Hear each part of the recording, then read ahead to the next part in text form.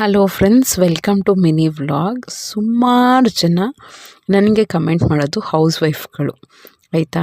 ಲೈಫಲ್ಲಿ ನಾನು ಒಂದು ಸಿಸ್ಟರ್ ಆಗಿ ನಿಮಗೆ ಒಂದು ಹೇಳೋಕ್ಕೆ ಇಷ್ಟಪಡ್ತೀನಿ.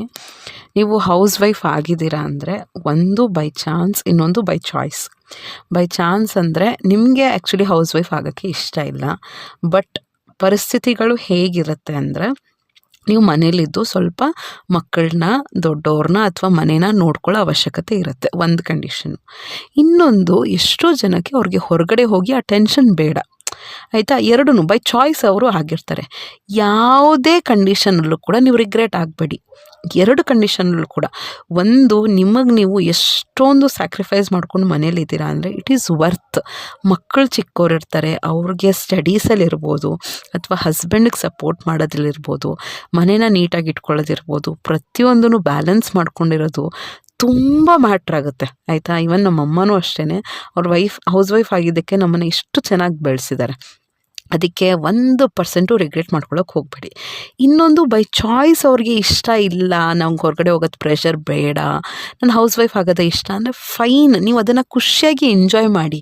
ಇದನ್ನು ಯಾಕೆ ಹೇಳ್ತಿದ್ದೀನಿ ಅಂದರೆ, ಒಂದು ಕಮೆಂಟ್ ಬಂದಿತ್ತು, ನಾವು ಹೌಸ್ ವೈಫ್ ಆಗಿರೋದಕ್ಕೇ ಎಲ್ಲರೂ ಚುಚ್ಚಿ ಮಾತಾಡ್ತಾರೆ, ದುಡಿತಾ ಇಲ್ಲ ಅಂತ ಚುಚ್ಚಿ ಮಾತಾಡ್ತಾರೆ.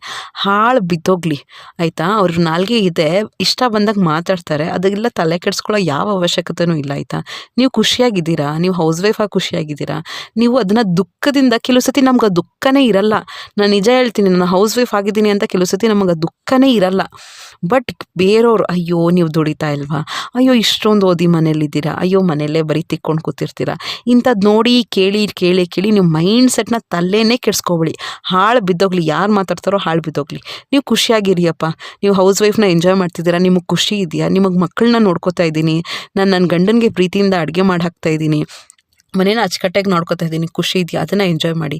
ಯಾರೋ ಏನೋ ಮೂರನೇ ವ್ಯಕ್ತಿ ತಲೆ ಇಲ್ದಂಗೆ ಮಾತಾಡ್ತಾರೆ ಅಂದರೆ ನೀವು ಏನೋ ಅದ್ರ ಬಗ್ಗೆ ಯೋಚನೆ ಮಾಡೋಕ್ಕೆ ಹೋಗಬೇಡಿ. ನಿಮ್ಮ ಲೈಫು, ನಿಮ್ಮ ಇಷ್ಟ, ನಿಮ್ಮ ರಿಕ್ವೈರ್ಮೆಂಟು, ನಿಮ್ಮ ಲೈಫ್ನ ಅವ್ರು ಬಂದು ಲೀಡ್ ಮಾಡೋಕ್ಕಾಗಲ್ಲ. ನೀವು ಮನೆಗೆ ಏನಾದ್ರು ಕೆಲ್ಸಕ್ಕೆ ಹೋದ್ರೆ ಅವ್ರು ಬಂದು ನಿಮ್ಮ ಮನೆ ಪಾತ್ರೆ ತೊಳಿ ಕೊಡ್ತಾರ, ನಿಮ್ಮ ಮನೆ ಏನದು ಮಕ್ಕಳಿಗೆ ಓದಿಸ್ತಾರ, ಏನಿಲ್ಲ ಅಲ್ವಾ, ಕಷ್ಟನೇ ಅಲ್ವಾ. ನೀವೆಲ್ಲ ಡಿಸೈಡ್ ಮಾಡಿನೇ ನಿಮ್ಮ ಲೈಫ್ನ ಲೀಡ್ ಮಾಡ್ತಿರ್ತೀರ ಅಲ್ವಾ. ಇನ್ ಕೇಸ್ ಚಾನ್ಸ್ ಇದೆ ಅಂದರೆ ನೀವು ಹೋಗ್ತಾ ಇದ್ರಿ ಅಲ್ವಾ, ಆ ಚಾನ್ಸ್ ಇದೆ, 1% ಚಾನ್ಸ್ ಇದೆ ಅಂದರೂ ನೀವು ಕೆಲ್ಸಕ್ಕೆ ಹೋಗ್ತಾ ಇದ್ರಿ.